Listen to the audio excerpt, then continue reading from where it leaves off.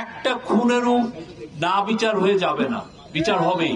বাংলাদেশ যতদিন আছে, বাংলাদেশের যত রকমের গভর্নমেন্ট আছে, এইটা হবে আমাদের টপ প্রায়োরিটি। যেই আসুক, এই প্রত্যেকটা খুনের বিচার হবে। 4 বছরের ছেলেকে সে 5টার সময় ওইখানে আসছে, সেখানে গুলি করে উত্তরা-পূর্ব থানার থেকে গুলি করে তাকে মেরে ফেলেছে।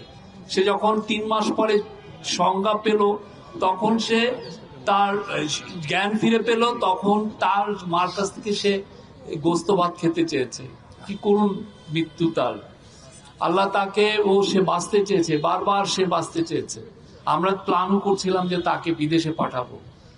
এখন দেখেন কি কি কি কি ভয়ানক। আর সে নয়াদিল্লির থেকে বড় বড় কথা বলে। প্রত্যেকটা খুনির বিচার হবে, একটাকে ছাড় দেওয়া হবে, বাদ যাবে না, নিশ্চিত থাকেন। এই বাংলাদেশ যতদিন থাকবে, এই আরাফাতদেরকে আমরা ভুলবো না। তারা শহীদ। বাংলাদেশের রক্ত, তাদের রক্ত দিয়ে বাংলাদেশ নতুন জীবন